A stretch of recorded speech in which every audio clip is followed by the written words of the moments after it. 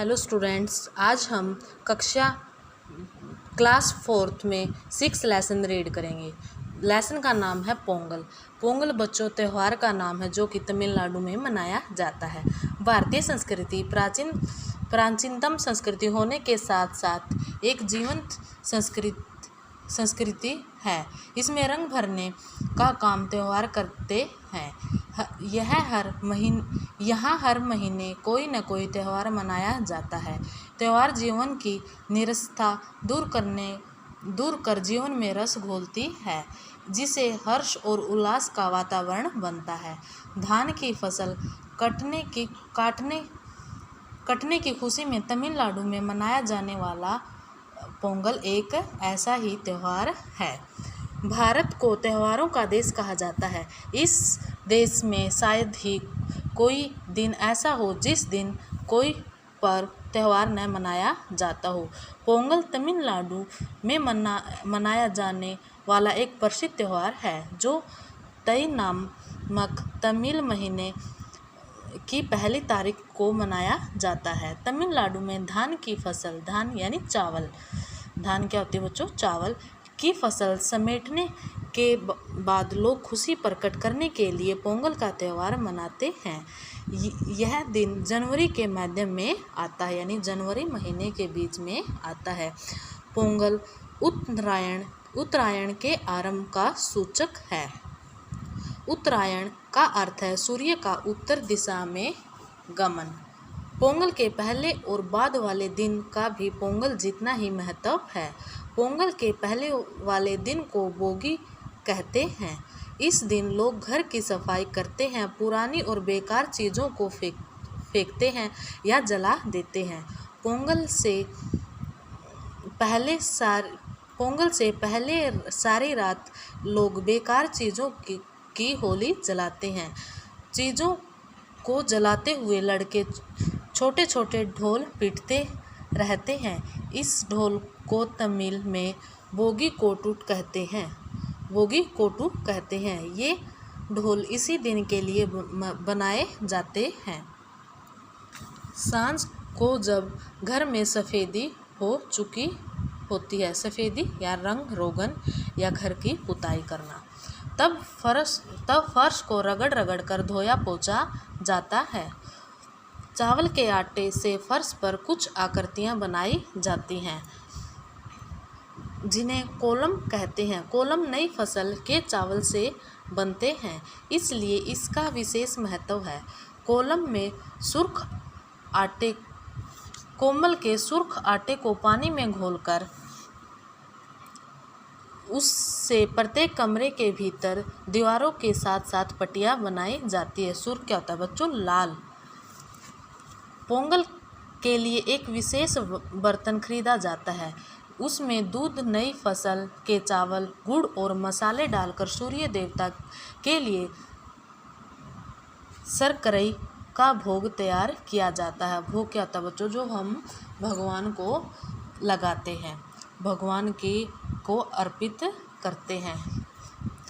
किस चीज़ का भोग? नई फसल के चावल, गुड़, दूध, मसाले डालकर सूर्य देवता के लिए भोग तैयार किया जाता है, इसलिए इस दिन को शर्करई पोंगल कहते हैं। जिस बर्तन में पोंगल बनाते हैं वह पोंगल पानई कहलाता है। बर्तन के गले पर हल्दी का पौधा बांधा जाता है। तमिलनाडु के लोग हल्दी को पवित्र मानते हैं। हल्दी और धान की फसल एक साथ निकलती है। इन्हीं दिनों ईख की फसल भी तैयार होती है। पोंगल की पूजा से पहले नए कपड़े पहनना जरूरी है, तभी पूजा में बैठने की अनुमति मिलती है। अनुमति क्या होती है बच्चों? आज्ञा, इजाज़त मिलती है। फिर सबके बीच शर्करई पोंगल बांटा जाता है। ईख काट कर गडेरिया बनाई जाती है। गडेरिया क्या होता है बच्चों? गन्ने के छोटे छोटे टुकड़े। तमिल में ईख को करम्बू और गंडेरी को करम्बू तुंडम कहते हैं। पोंगल के बाद वाला दिन माटू पोंगल के रूप में मनाया जाता है। इस दिन पशुओं के प्रति कृतज्ञता प्रकट की जाती है, क्योंकि सारे साल वे ही परिवार की सेवा करते हैं। गायों के मस्तक पर हल्दी कुमकुम लगाई जाती है। उनके गले में पुष्प हार डालकर उनकी पूजा की जाती है। उसके बाद उन्हें पोंगल खिलाया जाता है। खेतों में काम करने वाले लोग बैलगाड़ियों, हलों और दूसरे औजारों, हथियारों पर रंग रोगन करते हैं। बैलों के सींगों को घिस कर नोकदार बनाया जाता है, यानी बारीक, यानी जो बैलों के जो सींग होते हैं उनको आगे से बिल्कुल बारीक किया जाता है। उन पर रंग रोगन लगाकर उनकी नोकों पर धातु के छल्ले मंड दिए जाते हैं, यानी गोलाकार, जो उनके सींगों पर धातु के छल्ले क्या होते हैं, यानी गोलाकार मंड दिए जाते हैं। ये तैयारियां होती हैं मंजी विरटू के लिए। रंग बिरंगे सींगों वाले बैल गले में मनके और घंटियां टनटनाते हुए गलियों में दौड़ते हैं। उनके पीछे युवकों के झुंड चलते हैं। कभी कभार कई युवक किसी बैल को घेर कर उसकी पीठ पर सवार हो जाते हैं। कुछ फासले तक उसे दौड़ाने के बाद वह बैल के गले में बंधी रुपयों की थैली उतार लेता है। रुपए उसी युवक के हो जाते हैं। पर सब बैल इतनी आसानी से काबू में नहीं आते। कुछ बैल तो बड़े उर्ग होते हैं, यानी गुस्से वाले होते हैं। अगर कोई उनके निकट जाकर उनकी सवारी करने की कोशिश करता है या उनके गले में पड़े फूलों के हार या रुपयों की थैली उतारना चाहता है वे भड़क उठते हैं। फिर भी कई लोग अकेले ही या मिलजुल कर बैलों से टक्कर लेते हैं। बहुत ही रोमांचक दृश्य देखने को मिलता है। सायंकाल ग्राम देवी के मंदिर परिसर में महिलाएं पूजा करने आती हैं। इसके बाद शुरू होते ही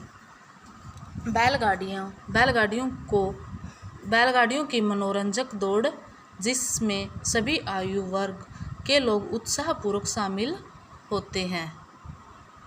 बैलगाड़ियों को सजाया जाता है और सभी आयु वर्ग के लोग उत्साहपूर्वक शामिल होते हैं।